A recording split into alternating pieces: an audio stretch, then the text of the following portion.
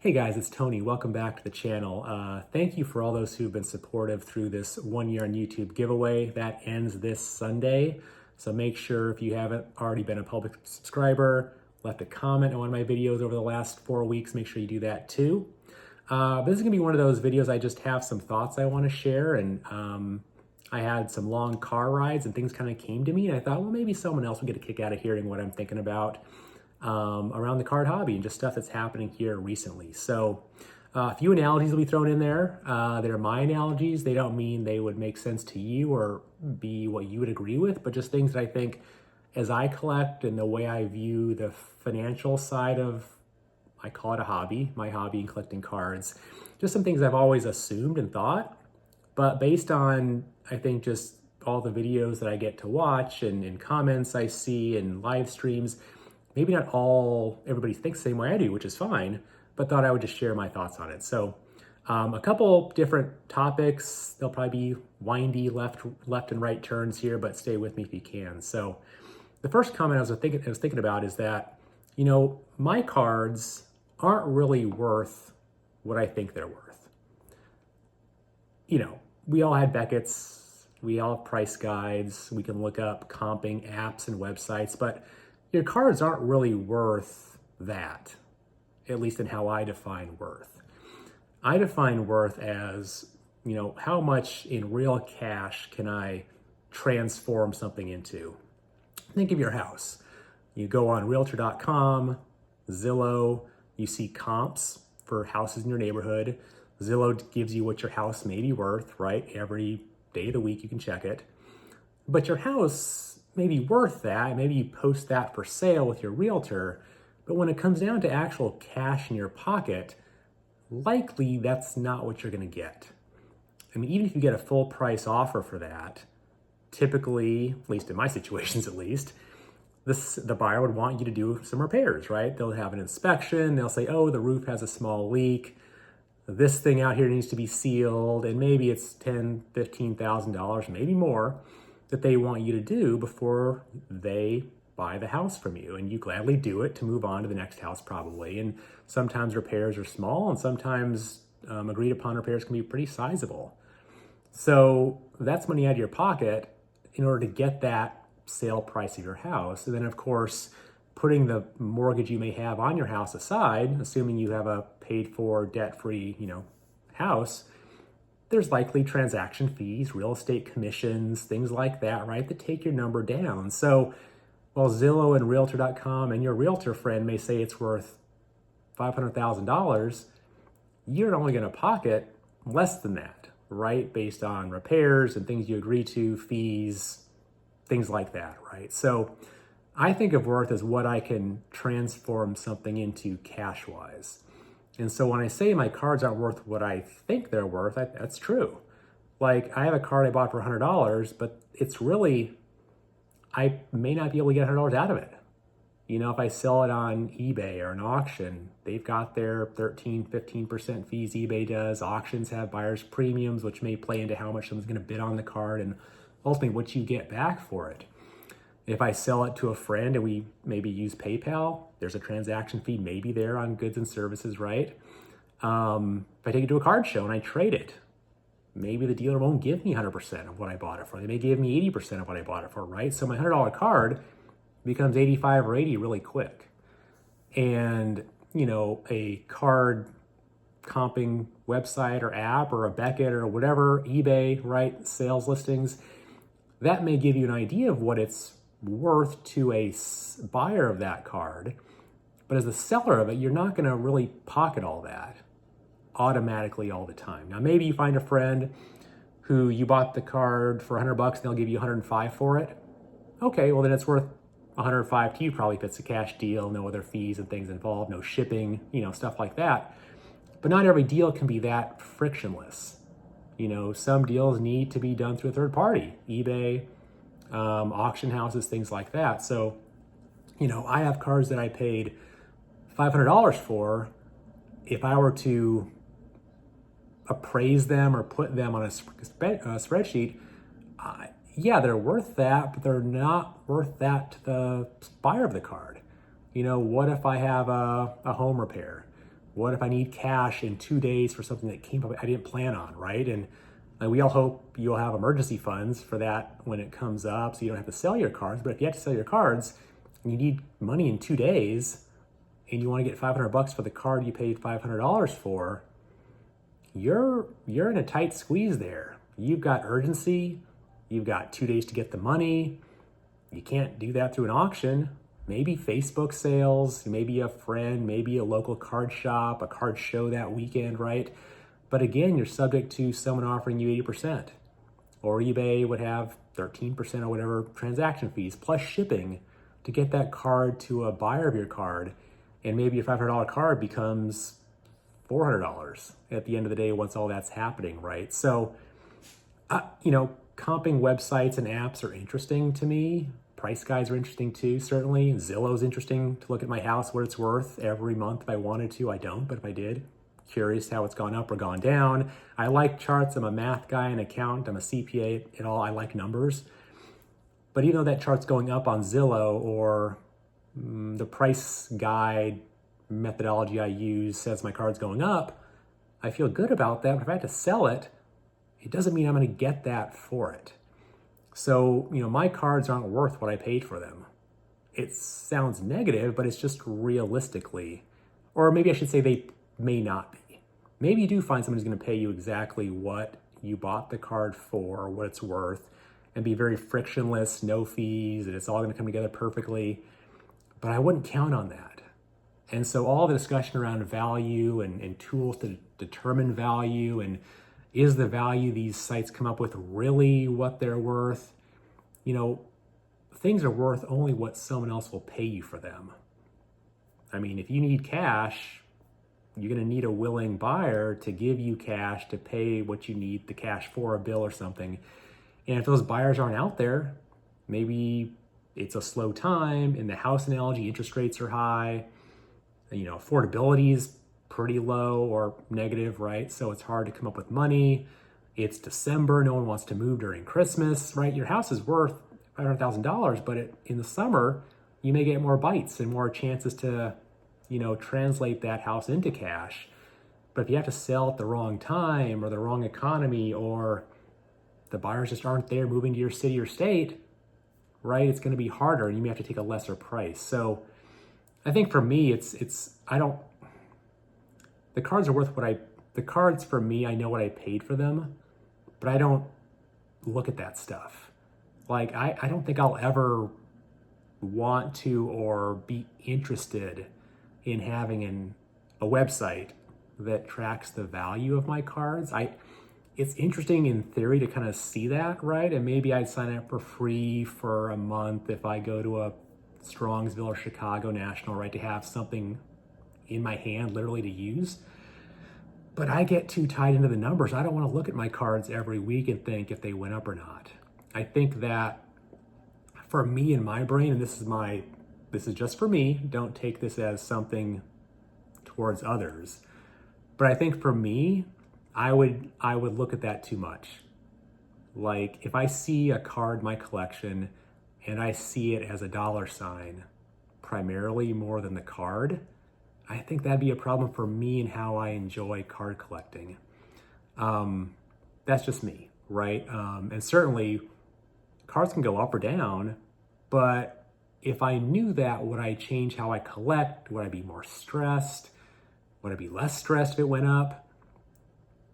But even if it went up 20%, right? Per some app, some website, some algorithm, to monetize that, you've still got to find someone to take the card off your hands. Now, if it's a Mickey Mantle, a Ty Cobb, maybe there are plenty of people who want those cards, right? But still, if you need to sell it December 24th, Christmas Eve, you may not have a lot of buyers. But if you're able to wait 4 or 5 months, go to Strongsville or the National in Chicago, you may have more takers because that's like ripe with buyers there, right? And people want to spend money. So that's just the way I think about worth and money. I don't want to put too much stock in it. And your cards are only worth what someone's going to give you for them. So again, I don't think we should put too much stock in thinking about that too much.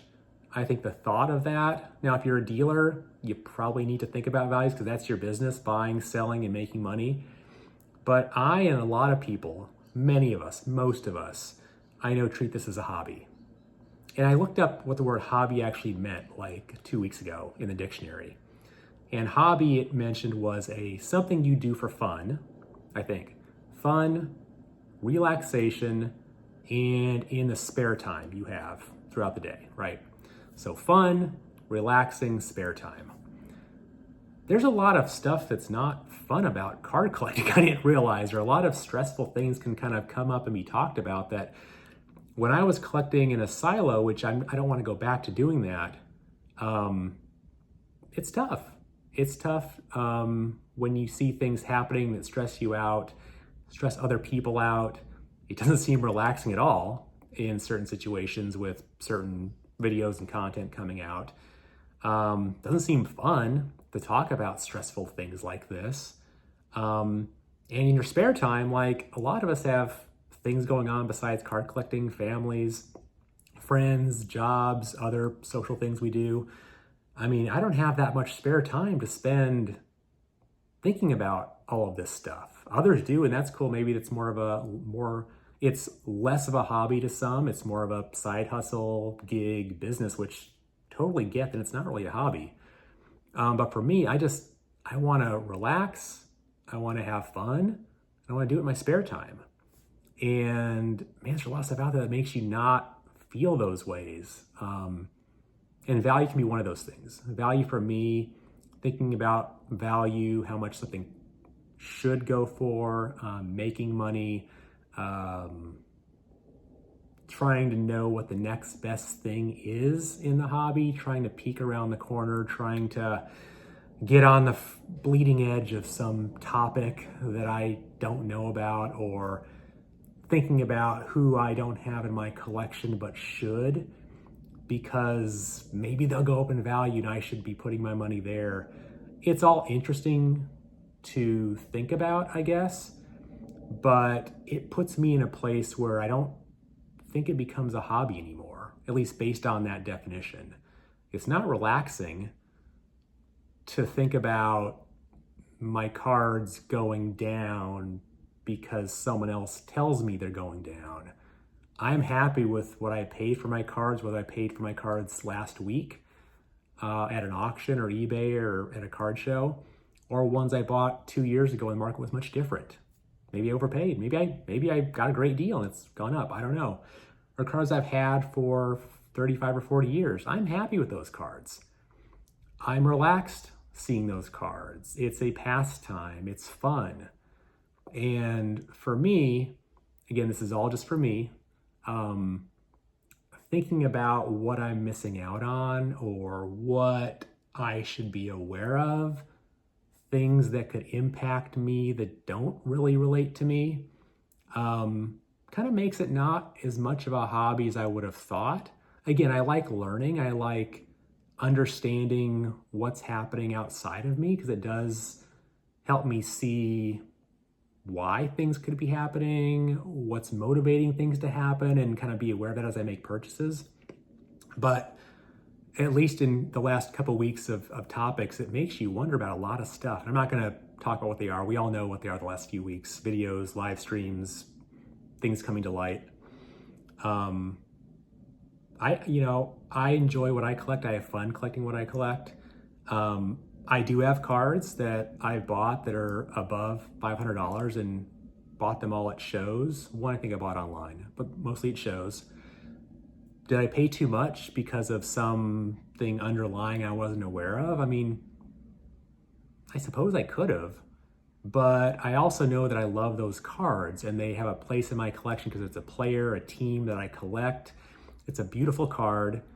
It was in my budget to spend that much money on the card. And yes, if I could have gotten that card for half, more money to buy cards, that would have been wonderful, right? But the time I bought it, that was what I thought, and it seemed fair to me given the price, the player, the age of the card, what the card looked like. It seemed like a fair price to pay.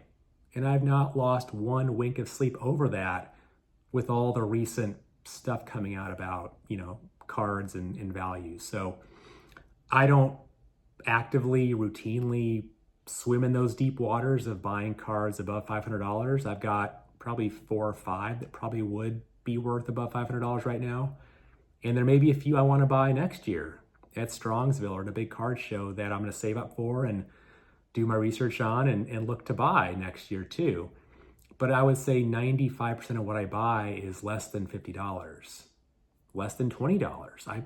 I like buying a lot of $1 cards to finish up my Cubs team sets, or some of the player videos I'm doing around early black players, and some of those guys can be had for a couple bucks each. And I just don't think those cards and the $2 I paid for the Earl Wilson card I showed a couple of videos ago was, there were some underlying currents that made that card, it should have been a 50-cent card, but someone pumped it up to be a $2 card. I bought it on eBay and oh well. I don't think they're playing in those waters, the drama that's happening. So for me, yeah, I will probably try to buy a couple larger cards next year and be aware of these things, of what's happening in the news, in the hobby. But 95 or whatever percent of what I do, I personally don't think will be impacted by any of this stuff. And it's good to know about it, but I'm not going to go on and research it and try to find all the right answers and do a video to respond to a video of someone else talking about it. Others can talk about that stuff better than I can, more eloquently than I can. And even though it does affect the hobby, if this stuff comes out as true and has more onion layers to unpeel from it, it's negative, it sucks. But I think many of us can insulate ourselves and aren't affected. I think many of us are not impacted by this at all, or what we buy isn't impacted by it. So I'm going to keep enjoying the hobby, card collecting, sports card item related collecting, like I have been. I'll be more aware of some higher price stuff I want to buy, but I'm not someone who's going to routinely swim in those deeper waters of expensive cards. I like the cards I've got. I'll save for the cards I want to get. I'm not going to overextend myself just to win an auction, to get a card, to put out a video. It's not about having cards to make content. It's about showing, for me and my channel, it's about showing cards that I do pick up, certainly. But I love showing cards that are 50-cent, $1, $5 cards and telling a story about the player, the stats on the back, the funny anecdote about that player on the back, and the cartoon on the back of the card, and how that player connects to somebody else at that team, a different team, that era. I love the history of America, of sports, of culture, and baseball's a really big part of American culture, so I love telling those stories. But I'm not going to overextend myself just to pick up a card, just to do content. I'll leave it there. I think that can be a risk for some people to do that, and overextending with funds, right, can always be risky. So, but yeah, that's kind of a rambling thought about value, grading. I actually had one more thing I was going to talk about, but we're already at 18 minutes. I probably won't do that right now. Maybe I'll do that for some other time. But just a few thoughts I had about what I enjoy doing. It's relaxing for me. I want to make sure it's relaxing and not ever change it from being relaxing. I do it in my spare time. I'm not a dealer. Others are, and I fully get if you are. It'd be a cool profession to have, actually. It'd be neat to kind of try that out one day, or at least sit side by side and see how it happens. But it's fun, relaxing. It's a pastime. It's done in my downtime, my spare time. And again, the value I care about is what I pay for it. When I pay for it, that's the value. It's set in stone. If I sell it, I'll want to know what I paid for it so I don't take a loss. But a lot of the cards I'm buying, I plan to keep for a very long time. I'm a big collection person. I like having a lot of stuff, dipping my toes in lots of pools of water, lots of rabbit holes, whatever metaphor you want to use. I love all that stuff. I've got a wide interest level, And at some point I'll probably make it smaller and minimize what I buy, what's in my collection. But for right now, I enjoy buying, like I said, 95% of what I got is probably below $50, $20, $10 cards. It's fun. I love doing it. I love learning and seeing and being inspired by you guys who pick up all different types of things too. I'll do a video maybe at some point in December talking about my goals for 2025 from 11 months ago and how they have the goals are the same, but I have branched out in so many different directions since 11 months ago. And a lot of it's positive, it's wonderful. It's because of you guys showing off some cards I didn't even know existed that are beautiful, and I've loved picking those things up too. But again, I'll pick up a few really big ones, big cards, but it's not my MO, it's not my thing.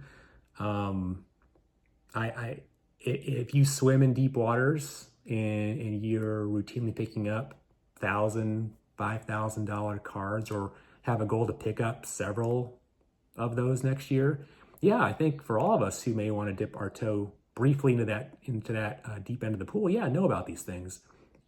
But I think for 90+% of people who collect and people I see on YouTube, some of these things shouldn't matter as much as I think they're talked about to us. But if you do have a strong interest in the value of your cards and tracking values for estate planning, you're a dealer, or you like making moves and trading cards and going in and out of cards and you know, shiny things, squirrel, you look over here and see something and you need to trade out of something else or sell something else, then values are pretty important, I think. If that's how you want to do the hobby, and that's a cool way to do it. That's a lot of like fast-paced action and buying and selling and trading and reinventing your collection. It's cool to see people do that. But it's also makes, for me at least, that would make it less relaxing. If I have to think about money, it causes a natural kind of extra stress to things. And I like that definition of a hobby of being something you do for fun. It's relaxing, it's in your spare time. And for me, the way my brain works, I don't want to really think about or know what my cards are worth every moment of the day. When I need to, I'll think about it. But what I pay for the card is what I pay for the card. It's within my budget. I'm still paying all my other bills. I've got an emergency fund. And again, like I was saying earlier, value is not what you think it is. Your cards aren't worth what you think they are. They're and again, this is me. You can, if you have comments and disagree, that's fine too. But your cards are worth, in how I define worth, what someone else pays for them. If you have a card for $500, but no one wants to take it from you for $500, probably not worth that much money, you know?